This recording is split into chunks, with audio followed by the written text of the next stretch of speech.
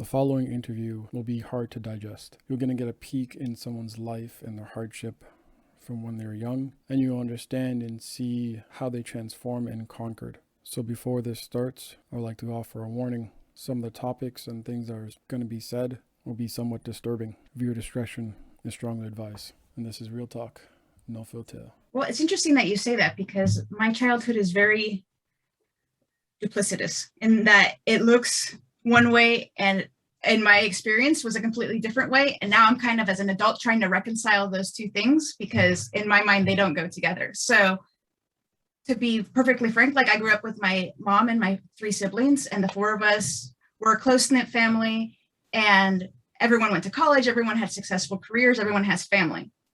But behind all of that, there was a lot of other things that went on, specifically with me because I'm the youngest of four.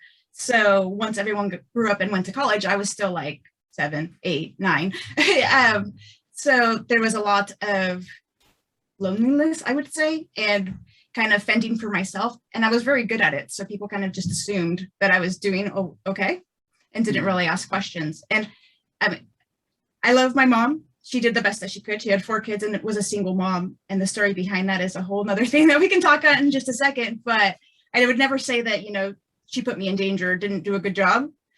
But the thing is, a lot of this I actually didn't know until I was a grown-up. So it was very traumatic in that, like, I always thought, like, what's wrong with me? Why can't I just be happy? Like, everyone else is happy. Why? What the heck? And then, like, now I'm like, oh, that makes a lot more sense now. But so that it makes sense for your listeners, let's start at the beginning. This part of the story I didn't know about until I was 15, which is a whole nother thing. But I was born at 6.5 months. My mom was air flown to Cedars-Sinai Medical Hospital. That's a hospital here in Beverly Hills that specializes in a lot of like NICUs and things like that. They have a lot of high-tech equipment. And so obviously since I was born so early, my mom was taken there.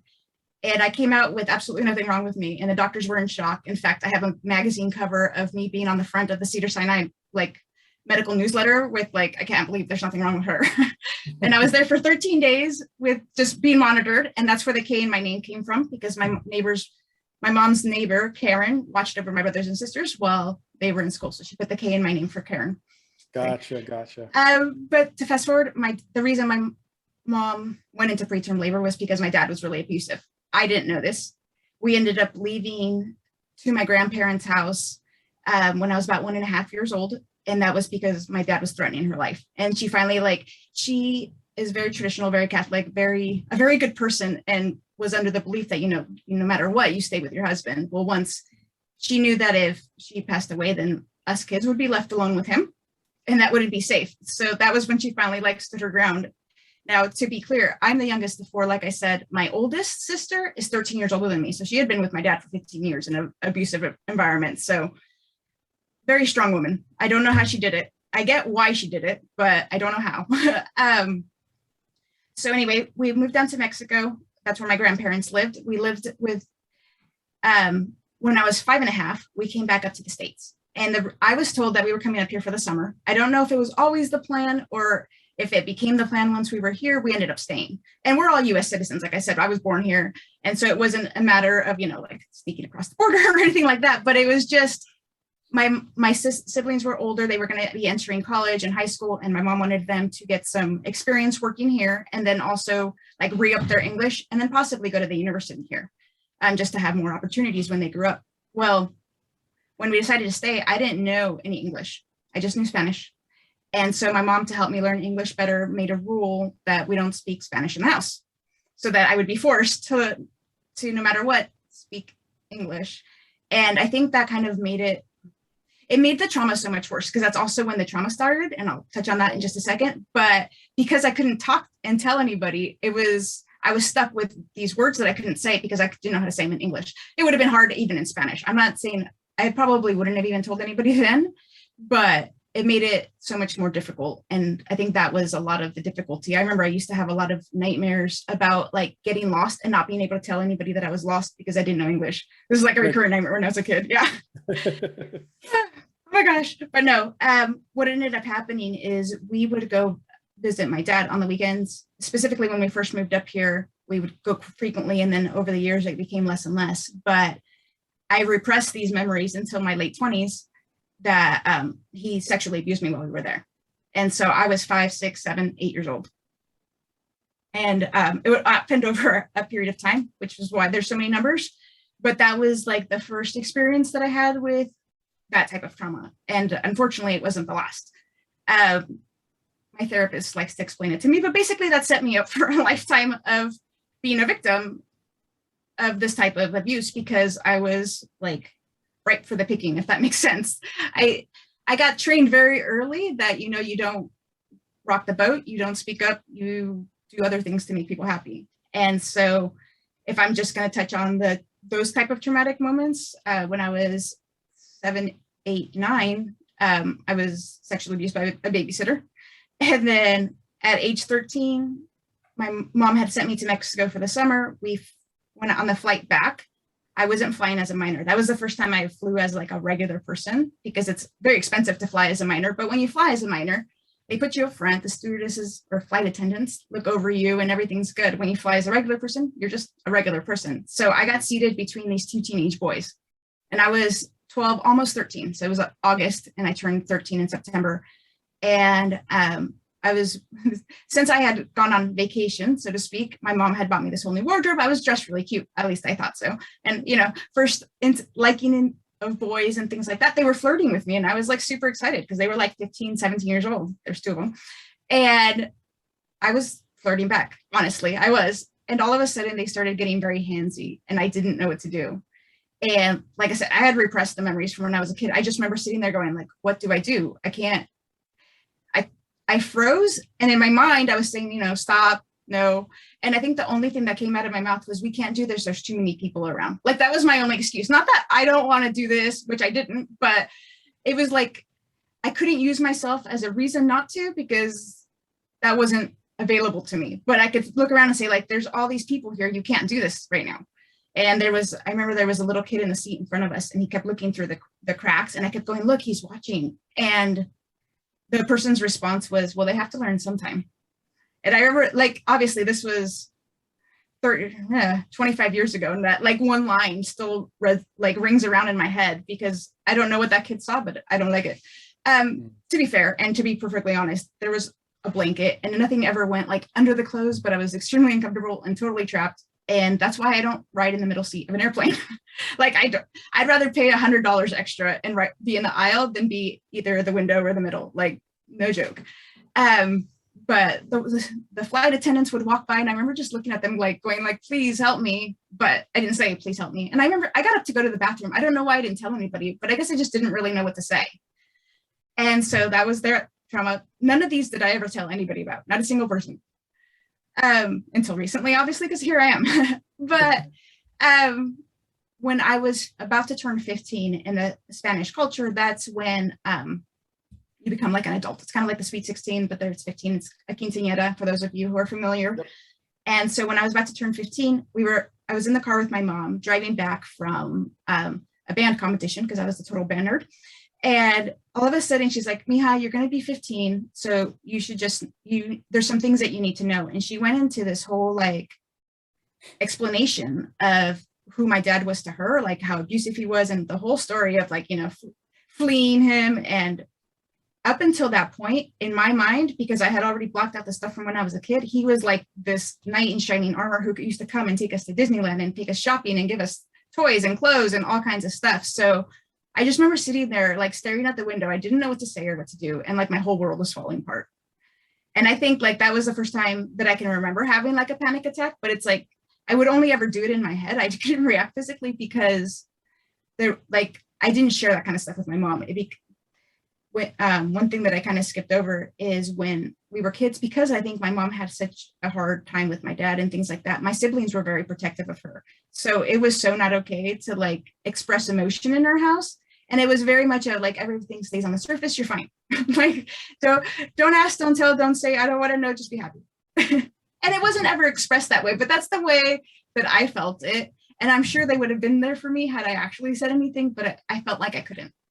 And so that was when I started drinking a lot. And I ended up getting in so much trouble this one time that my parents left town and I got ridiculous drunk. And that was, I think, the first time that everybody realized that, like, okay, maybe Veronica's not okay.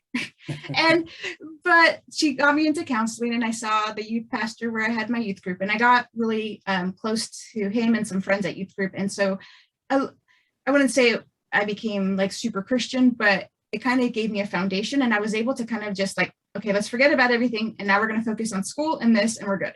Like, that was pretty much how I lived my life. It's like, forget the bad stuff and just keep going. Just keep moving. You're fine. And so my parents, oddly enough, were very overprotective. I always had to be home like by 8 and all this stuff. So when I went to school, I was like, party. Like, I had already started drinking. I couldn't wait to like go out there and like explore the world and just be on my own and decide what I wanted to do. But it didn't always work out as well as I would have thought and would have hoped. When my friends and I used to hang out in front of our dorm rooms, and I went up to the University of Cal State Stanislaus. And the reason I went there was because they have really awesome dorms. Now, like, I got a really high score on my SAT. I did very well in high school, so I could have gone to probably just about any university, but I didn't have the self-confidence to really do anything. So I just went like, where am I going to go? Okay, it's got to be somewhere far so that people don't necessarily want to visit me, but also close enough to where they could visit me if I had an emergency. And then the dorms have to be awesome. So these dorms were 4 bedrooms off of a living room and a huge bathroom. And that was it. Like, there was no community, blah, blah, blah. Like, you didn't have to share the bathroom with like 15 other people. You had 4 people. That's it. And there was like a spa, and, you know, there was all kinds of, not a spa, a jacuzzi, a quad, all kinds of awesome stuff. Well, we used to hang out in front of our dorm rooms on the balcony, and all of the balconies are connected. So we are, you could walk very easily from one to the other. And my friends and I were hanging out, drinking, smoking, because I smoked like a chimney back then. And this really cute boy that I totally had a crush on came up to us, and he's like, hey, my friends and I are having a party downstairs. You guys should come. And like, I was like, sweet. Like, I remember like being all happy. Like, I'm like, hey, he invited me, because he put his arm around me and was like, you guys should come. And I was drunk enough to not realize that my friends weren't coming, first of all. So I was heading off with this, not stranger, but kind of stranger all by myself.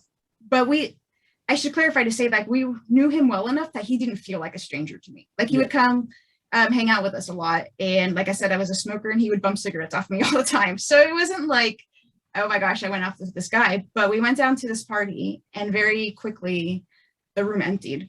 And I was left in a room by myself with 2 of his friends. He wasn't even there. Wow. And like, I can't even remember how it all went down, but like, one of them started kissing me, and I like, once again, I totally froze. And I kind of even went like, you know, like, stop. I may have said it once.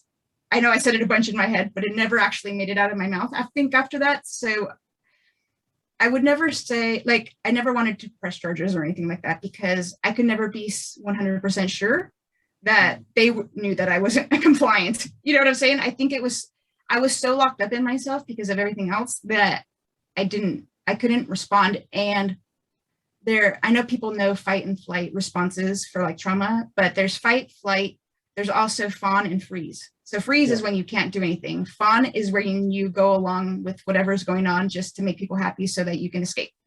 So I lived mostly in the freeze or fawn category, because I remember like I was going along with what was going on, but before I knew it, it was like both of them and me, and I wasn't consenting.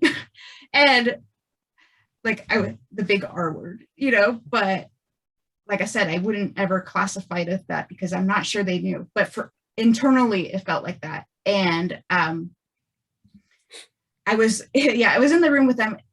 We ended up in their bathroom, which is huge vanity area. And I remember just going like, okay, when are they going to be done? And then all of a sudden I heard a knock at the door, and it was my roommates looking for me, thank goodness. And somebody's girlfriend or something had answered the door, and I could hear her say, oh, I think she's in the bathroom with so-and-so. Like, and I remember going like, I'm coming, like, don't leave me, I'm coming. And so I got dressed really quick and I left with them. And so I was freaking out, and they didn't know what had happened or what had gone on. And I was just like sitting out in the quad smoking, and I was like, I'm not going back to the bedroom. They were trying to get me to like calm down and go to bed. And I'm like, I'm not going. I'm just going to sit here and like wallow in my own self misery. And the guy who originally invited us to the party, he came upon us, and he's like, oh, I'll walk her home. And I was like, yeah, he'll walk me home. And because my roommates didn't know what had happened, they were like, okay, they knew that I would listen to him. And so he walked me home, but he walked me right back into my bedroom. And so ended up proceeding having sex with me. That night was really, really hard, but I think the gravity of it didn't really hit me until about a week later when I found out that the frat that those 3 boys all belonged to were keeping score. So that night they were all trying to get laid so they could win. Somehow that made it worse because it was more like, okay, I think it made it more like they were trying to take advantage of me as opposed to this is just what happened. And so that was really hard for me to deal with. That was basically the last of the really big traumas. I didn't deal with that very well. I ended up being very suicidal. Finally, like, flipped the switch, graduated. I still graduated in 3 years with honors. So, like, I didn't get that far off the rails, but emotionally and mentally, I was very cut off from what I was actually feeling, what I was actually doing. This is a 4-part series, so hit that notification, subscribe, and stay tuned.